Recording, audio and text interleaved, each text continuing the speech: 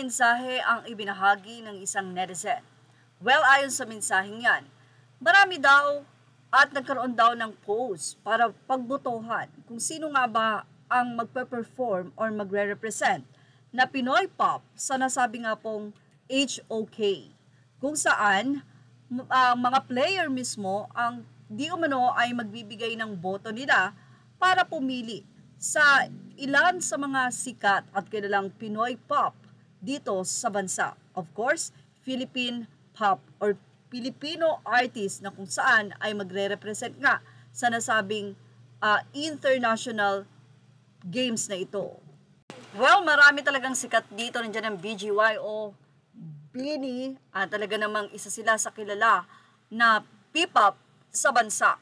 Pero ayon nga sa nasabing mensahe sa botohan, ay pinakamarami nga pong nakuhang boto ang Pinoy Pop or ang King of Pinoy Pop. Walang iba kundi ang SB19. Well, para po patunayan, ang nasabi nga pong mensahe na yan, narito po ibinahagi ni John Mark Nacario. Sa mga nagsasabi na mayaman si Daddy Honor of Kings, yes, tama po, it's a given fact. And sa mga hindi po nakakaalam, gagastos talaga yan, Hawk, and its management kasi KIC po yan or Kings International Championship 2025. So, ibig sabihin, kailangan the best ang magpe-perform. Kung saan, maglalaban-laban nga daw ang mga pro teams from different countries with $100 million prize pool. Kaya sa mga lalahok, make sure to attend not because of the SB19 alone but to cheer our very own PH teams na lalaban to represent our country.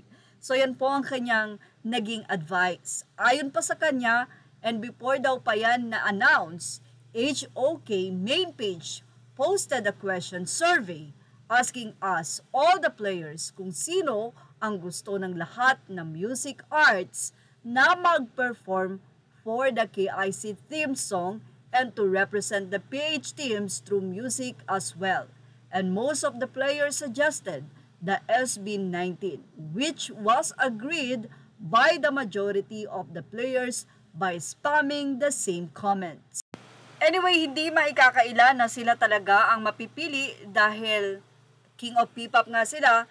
And of course, sigurado kasi na pag sila ang nag-perform, hindi mapapahiya ang Pilipinas. Although hindi naman mapapahiya sa iba, pero napakarami na nga po sa 7 years ng kanilang existence sa pagiging pop or Pinoy pop ay marami na nga pong nakuhang award at napatunayan ang SB19.